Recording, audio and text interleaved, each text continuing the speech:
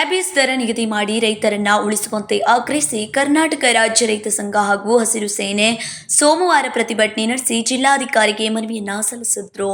Cabbage ದರ ಕುಸಿತದಿಂದ ಹೊಲದಲ್ಲೇ ಕೊಳೆತು ಹೋಗುತ್ತಿರುವ ಕ್ಯಾಬೇಜ್ ದರ ನಿಗದಿ ಮಾಡಿ ಆದ ಹಾನಿಗೆ ಸೂಕ್ತ ಪರಿಹಾರ ಕೊಡಬೇಕು.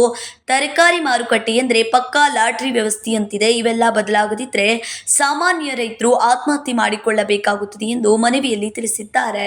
ಕ್ಯಾಬೇಜ್ ಬೆಳೆಗೆ ದರ ನಿಗದಿ ಮಾಡಬೇಕೆಂದು ಕಳೆದ 20 ವರ್ಷಗಳಿಂದ ಮನವಿ ಪತ್ರ ಸಲ್ಲಿಸುತ್ತಾ ಬಂದಿದ್ದೇವೆ. ಆದರೆ ಯಾವ ಸರ್ಕಾರವೂ ಇದರ ಬಗ್ಗೆ ಗಮನಹರಿಸುತ್ತಿಲ್ಲ. ಸರ್ಕಾರ ಕೂಡಲೇ ಇದರ ಬಗ್ಗೆ ಗಮನಹರಿಸಿ ಸದ್ಯ ಆಗಿರುವ ಬೆಳೆ ಹಾನಿಗೆ ಸೂಕ್ತ ಪರಿಹಾರ ಹಾಗೂ ದರ ನಿಗದಿ ಮಾಡಬೇಕೆಂದು ಒತ್ತಾಯಿಸಿದ್ದಾರೆ.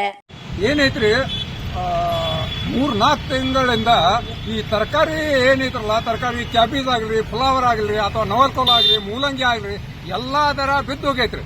ಬಿದ್ದೋಗೈತಂದ್ರೆ ಏನ್ರಿ, ಹೊಲ್ದಾಗನ ಕೊಳೆತು ಹೋಗತೈತಿ. ಕುರಿ ಕೋಳಿ ಮೋಸೋದು, ಆ ನಂತರ ನಮ್ಮ ಟಿಲ್ಲರ್ ಹೊಡೆದು ಟ್ರಾಕ್ಟರ್ ಹೊಡೆದು ಮಾಡಾಕ್ತಾರೆ.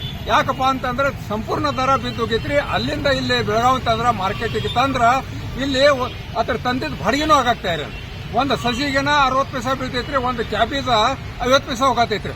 ಉಳ್ಕಿದ ಖರ್ಚು ಎಲ್ರಿ. ಹಂಗಾಗಿ ಸಾಮಾನ್ಯ ರೈತ ಬದುಕುವಂತ ಸ್ಥಿತಿ ಆಗಿಲ್ರಿ. ಸರ್ಕಾರ ಈ ಕಡೆ ಲಕ್ಷ್ಯ ಕೊಡಬೇಕಾಗಿತ್ತು. ಈ ವಿಷಯ ಕುರಿತು ನಿನ್ನೆ ಅಲ್ರಿ, ಕಳೆದ 20 ವರ್ಷದಿಂದ ನಾವೆಲ್ಲ ಮನವಿ ಕೊಡ್ತಾ ಇದ್ದೇವೆ. ಆದ್ರೆ ಯಾವ ಸರ್ಕಾರನೂ ಈ ಕಡೆ ಲಕ್ಷ್ಯ ಕೊಡ್ತಾ ಇಲ್ಲ. ಆ ಕಾರಣ ಸಾಮಾನ್ಯ ರೈತ ಯಾವ ರೀತಿ ಬದುಕಬೇಕು, ಸಾಲ ಸೂಲ ಮಾಡಿ ಸಾಮಾನ್ಯ ರೈತ ಇದನ್ನ ಬೆಳೆಸಿರ್ತಾನ್ರಿ. ಬೆಳೆಸಿದಂಡ ಹೊಲದಾಗ ಕೊಳೆಯುವಂತ ಪರಿಸ್ಥಿತಿ ಬಂತಂದ್ರೆ ಈ ದೇಶಕ್ಕೂ ಅಪಮಾನ, ಈ ರಾಜಕಾರಣಿಗಳು ಏನು ಅರ್ಥನೇ ಇಲ್ಲ.